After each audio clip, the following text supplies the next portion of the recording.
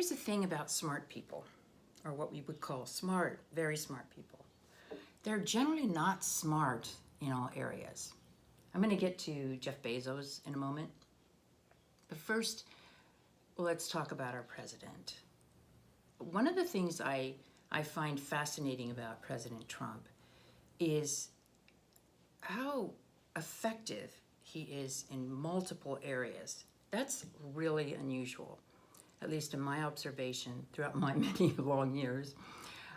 I have not seen the skill set that he has. I mean, take something as simple as the coronavirus and what's going on with that. By the way, those fears are way, way overblown. I'm a big health person, big health nut, and what I look for is how many people have serious complications or who die. And I haven't seen that with this. I see people get sick like people get the flu. And it's new, yes, so there's fear. But, and I applaud all the steps that are being taken. You know, I think that's good. Quarantine people. We don't need to have another virus spreading among the population. But it's not something to be feared about.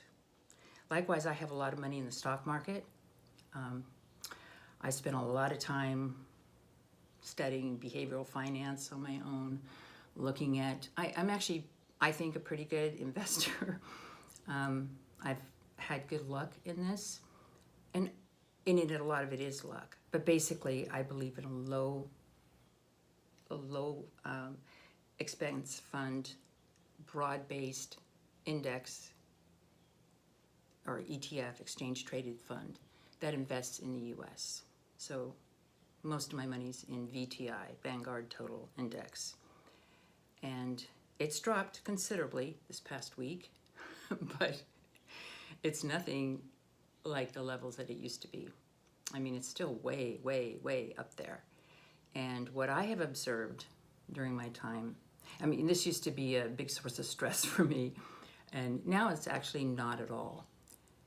I did a lot of my own research, and since you all that listen to these videos, I kind of consider you my friends.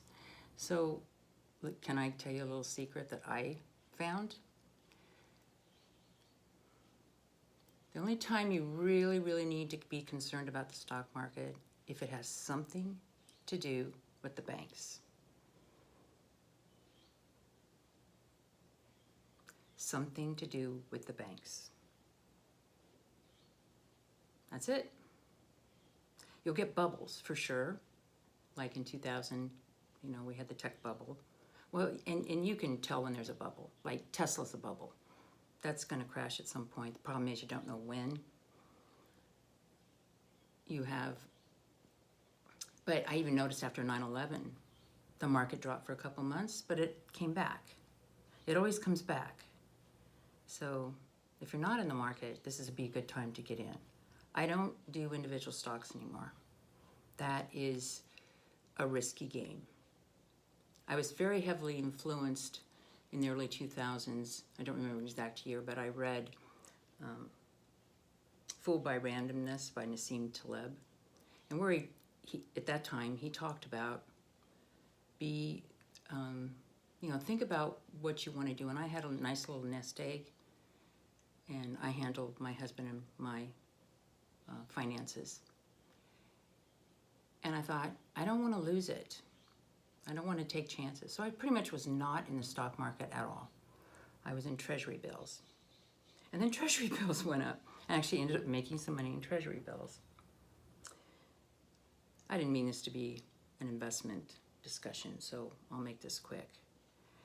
But after the stock market dropped so much, after the big financial problem, which, notice, had to do with banking in some form, and I didn't fully appreciate the Federal Reserve. But I thought, it's dropped so much, I'm going to put some money back in. So I did research, and there weren't exchange-traded funds at the time. There was just VTI. So, VTIX, which was like an index fund. And so I invested in that because I thought, I just want to invest in the US. A broad-based market. forget about. I mean, I made some mistakes. I put money in GM. Pretty much almost lost all that. So I hadn't fully learned this lesson yet. But I started putting it in. And do you know when I started putting it in? I was going to do a thing called dollar cost averaging, which is when you just put some money in every week. And I said, okay, it's going to continue to go down. I just accept that up front. But at some point, it's going to go down, and then it'll start going up. Instead, I put it in, and the market started going up. Put it in, market kept going up. Put it in, put it in. This was March 2009. And if you look back, that is exactly when the Federal Reserve started doing quantitative easing. So that original money just has continued to increase. And I advise family members and friends to invest in this, and they all thank me because it's done very well. Because you're not trying to play certain things in the market. Sometimes that's fun. People like to do that. But anyway, so I'm actually not worried, because fundamentally the U.S. economy is sound. I would not invest in other areas of the world because I think other areas in the world are in big trouble for different types of reasons. But certainly the Western world, industrialized world, the people who are doing green stuff, they are hurting their economies big time. So China and India will continue to grow because they don't care about that. I mean, they do lip service, but they really don't care about that. They're going to have all the coal-fired power plants they need, and they'll do the lip service. But they have other issues, and we're seeing that in China. Authoritarian regimes just aren't good, and the U.S. is just the best there is. Okay, so that's my thoughts about the coronavirus and its effect on the market. It's the Democrats, they're just open borders, globalization. And President Trump has been doing a lot of things where he's trying to get us not so dependent on China. And he's been doing this already. And if there's an upside to all this, it could be that this will accelerate this. We were becoming way too dependent in our global supply chains on China. And now we're rethinking a lot of that. And this process had already started with the trade issues, the tariffs and the like. But my optimistic side is telling me that this could be good in the long run. Not the people who get sick, but fortunately nobody's dying yet in the U.S. Okay. And likewise, listening to the second Democratic debate, I admit I just don't get these people. It's like they're in their own little bubble world. They don't speak to the needs of the American people. I don't really feel like they love this country. I kind of understand that. Remember, I used to be in that crowd a long time ago. It's not that I didn't love our country, but I realize as I look back now that I was more a globalist in my thinking. You know, like we need to care about the whole world. And I haven't fully figured all this out. Not that I ever will, but I'm trying. And I'm thinking about this a lot. Because I did feel more pain, if you will, suffering in the world. But why wasn't I thinking more about our country? I mean, you have to start with your own country first. It's hard for me to fully define that. I'd like to, I'm still working on that, figuring that out. But I see that in others. Like a person I admire a lot is Bill Gates. I think he's got a fine character as well as, you know, technical smarts. I watched a program, I think it was on Netflix, about him, a 3-parter. Yeah, I'm pretty sure it was Netflix. And one of the things that kind of struck me and all the things that he was doing was it was nothing about this country. It was all about helping the world. And I'm not saying that's a bad thing, but it's just interesting to me now. I mean, it's a completely different emphasis than what President Trump has, for example. He really loves this country. He really loves the people. When I heard, I think it was Amy Klobuchar, just say in passing something about him being a terrible person or being a racist, I don't know, I can't remember what it was, but it actually felt like a physical shock to me, like, what? What are you talking about? I mean, I just listened to him during the Black History Month, speaking to very accomplished blacks, and it was just very moving. He's so at ease with people. He so appreciates people. He loved the people. He loves the people in that room. He's so polite, so engaging. It was actually very beautiful to watch. Just beautiful to watch. And I think, who are these other people? What do they think? So they think, well, you know, he's just been such a liar in the past, and you know, so when you hear this, or yeah, he's incompetent. But why do you think he's incompetent? It's because you read that garbage, the mainstream media garbage that's been feeding you a narrative. And of course, the same thing is happening on the whole climate change issue. They are just in this bubble. And it's a very strong bubble. They don't hear anything else. They don't look at things critically. It's just there. I was at actually this was like a biology. I'm in the Biology and Biological Engineering Chairs Council, Caltech. And they were presenting funding for, I think it was the Center for Evolution. So we're sitting around the table and they wanted our feedback as to what they were presenting. And it was actually a very good plan that they had. And I really liked one of the women there, and she was saying some things I didn't agree with, but I couldn't say anything. I just had too much respect for her. I didn't want to say anything. But then there was this really nice guy. And at the very end, he just put up a chart that had like 3 bullet points. And it was all negative about humans. Like humans are kind of ruining the planet. I can't remember what they was, but it was negative. So they were asking for feedback.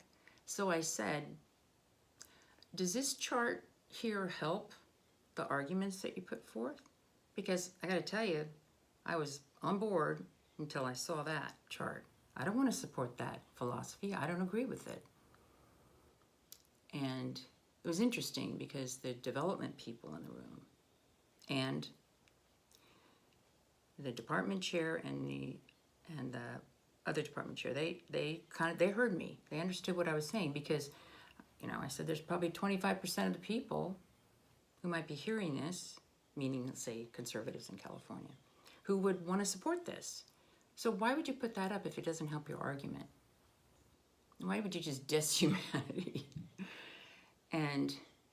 But then some of the other people in the room, like one woman with horrible TDS, Trump derangement syndrome. She goes, well, yeah, but 2%, you just like only 2% of the people feel the way you do. And I was just pissed. I can't even.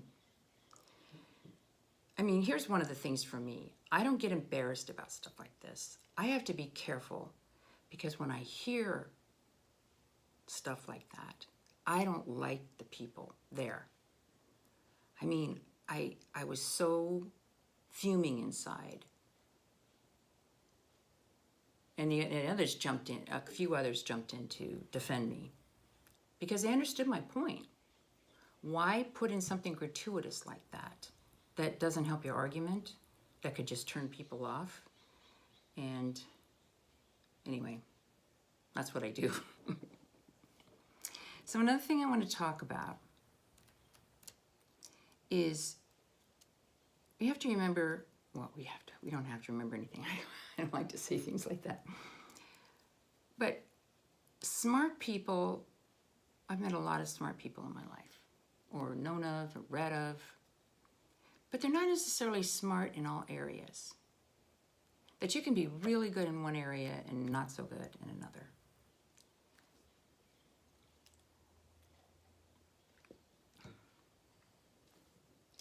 So, here we have Jeff Bezos commits $10 billion to address climate change. Now, this is called the Bezos Earth Fund. Now, this is not Amazon. Amazon's doing some other things. For example, in September, Jeff Bezos unveiled a climate pledge in which he said Amazon would meet the goals of the Paris Climate Agreement 10 years ahead of schedule and would be carbon neutral by 2040. You know, that's when they say carbon neutral, that just means they buy offsets. They do all kinds of shenanigans to make the books look good. As part of the pledge, he said Amazon was ordering 100,000 electric delivery trucks from Rivian, a Michigan-based company that Amazon has invested in. Well, fine, do that. Just going to hurt Amazon's. I'm thinking, are they going to lose their charge when they're delivering? And then they'll just have to go to UPS, whatever. But anyway, so he's doing that with Amazon. But this is his Bezos Earth Fund, this $10 billion. I mean, oh my God, these people get so much money. And people who try to fight this stuff get no money at all. I mean, really, they get virtually no money at all. Look at Tony Heller. He's just doing this on his own.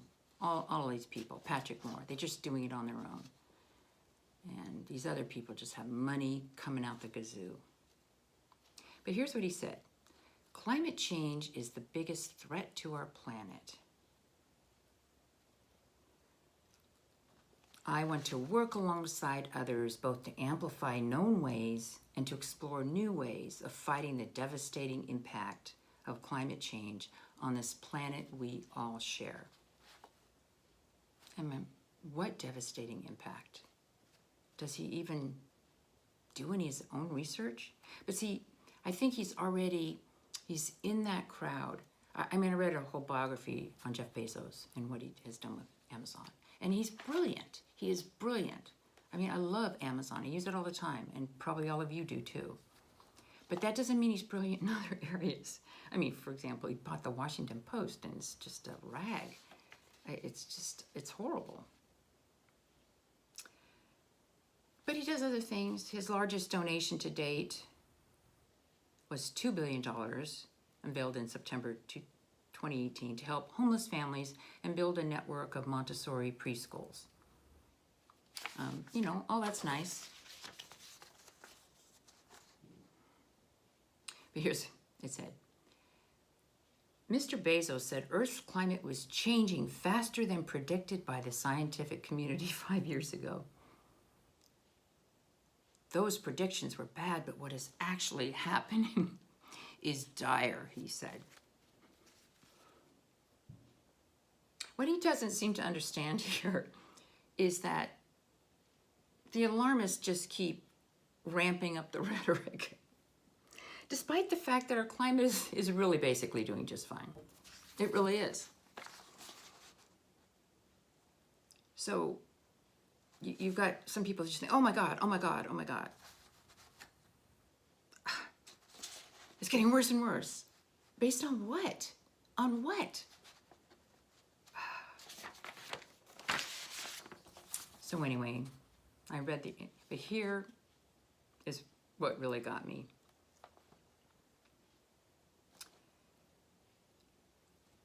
Since at least high school, Mr. Bezos has seen space exploration as a way to preserve the Earth. He has posited the idea that heavy industry could be in space, leaving the planet cleaner for human use. If you want to protect the Earth, save the Earth, we have to go to space, he said in a speech a year ago. Oh my God. By the way, I have done a lot of thinking about space over the years.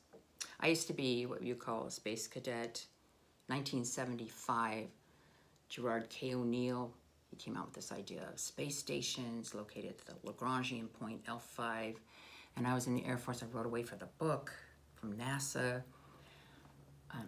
I had posters in my dorm room. I just dreamt about going to space. I read all kinds of science fiction.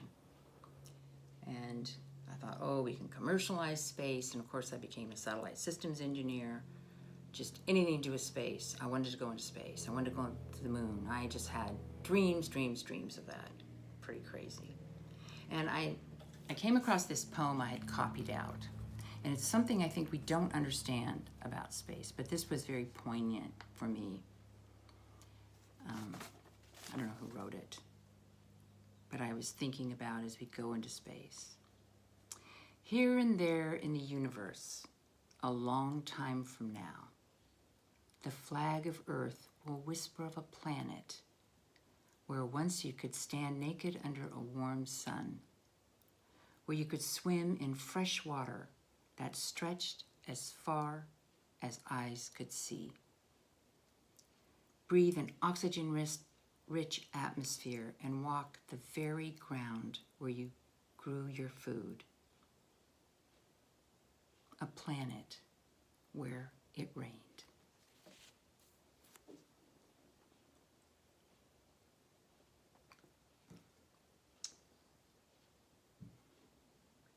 One of the things, there's been a huge number of reasons I've gone off my space kick. But one of the things I see that drove it was my own unhealed wounds, if you will. And as I heal those wounds, I realized there's so much we don't understand about humans. For example, we evolved here on this earth. And I'm not saying that like hundreds of thousands of years, and some technologies that we just don't even understand. But in the state of the technology now, there is just no way, except to go to the moon. Moon's not that far. I could see having a moon base, no problem, with humans on it. Because at least you can communicate with the Earth. But Mars, people on Mars? No. I remember when I first learned, and it's been reinforced for the next Mars mission, Mars 2020, talking to Ken Farley, who's he's the science lead. They can't even bring back samples from Mars. Literally what this is going to do is they're going to collect little samples of soil, dirt in various places and just keep it there because they have no way of bringing it back. I mean, that is such a toxic atmosphere. So let's just take the human body. I mean, I could maybe someday I will do a whole video on that. The human body, okay? It's hard enough to stay healthy here on Earth. Can you imagine outside of the Earth? Psychological reasons are a big one. If you you are so isolated. They have problems in some of these places just in the Antarctic over the winter. But at least at least you're on 1G, you're not feeling sick all the time. I mean, it's just crazy. So anyway, I've thought a lot about this and have dealt a lot about this. As many of you know, my late husband, Harold Rosen, he actually did commercialize space. He's the father of the geostationary satellite. And I lived with this man for 33 years. I mean, we discussed space all the time. And, he's very smart in certain areas, and I think I was smarter in other areas. I just learned that,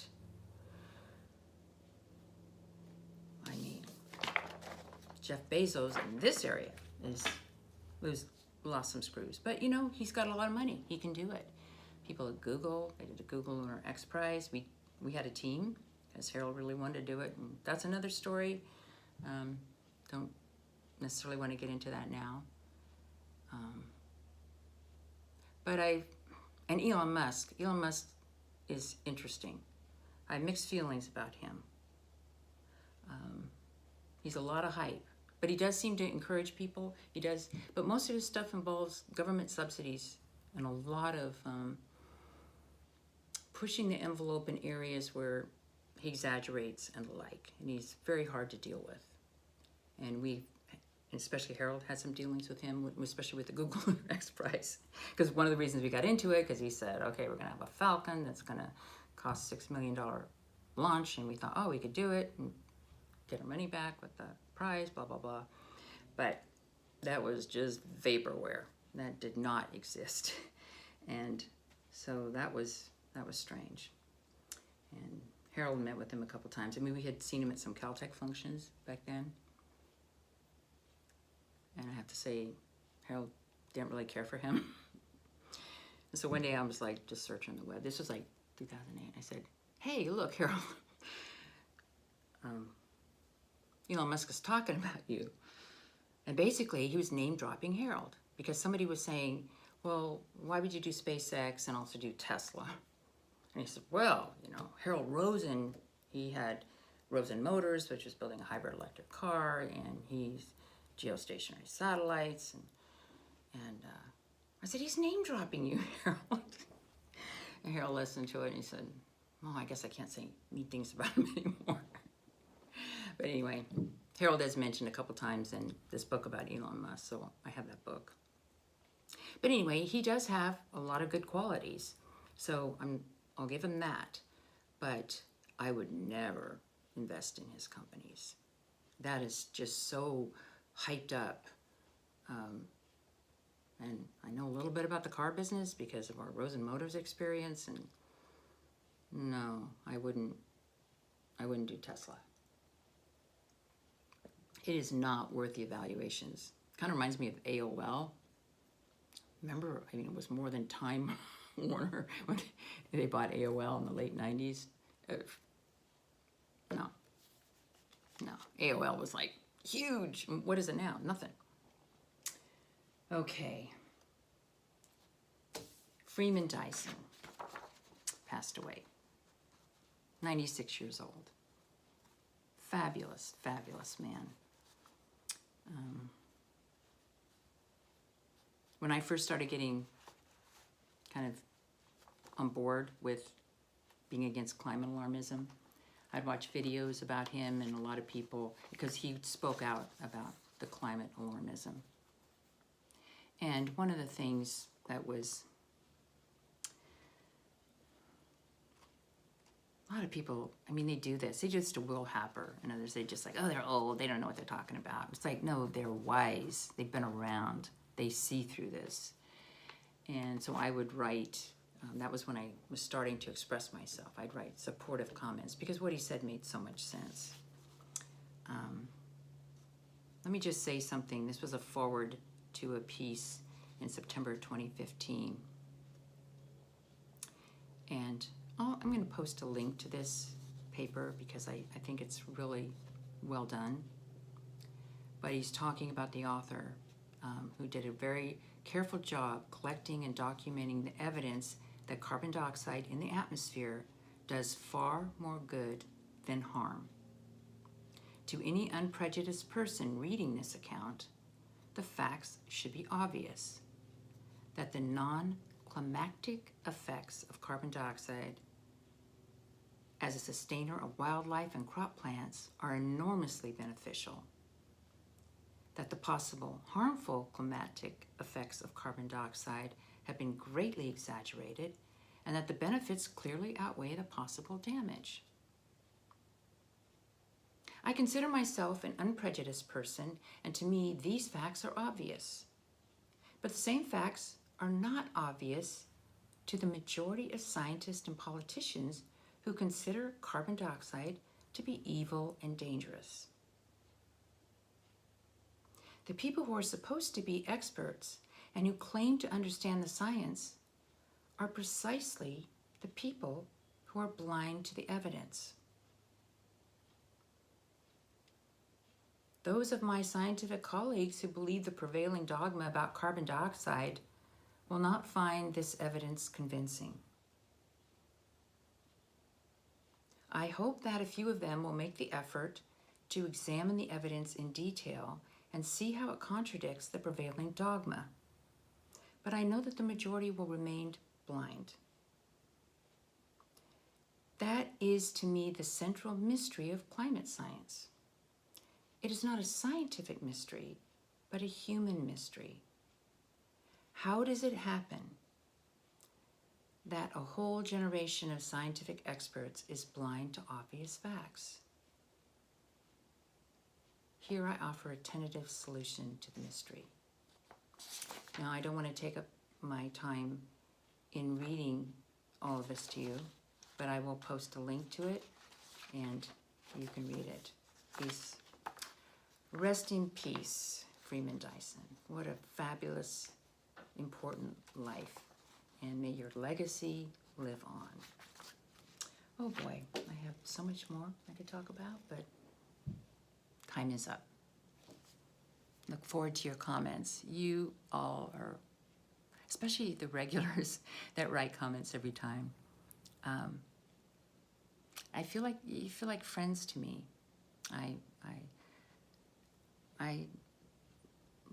I'm knowing your names. I know who you are, and this is just such a wonderful thing, a truly wonderful thing. And I look forward to hearing your own comments and thoughts on these issues. Bye now.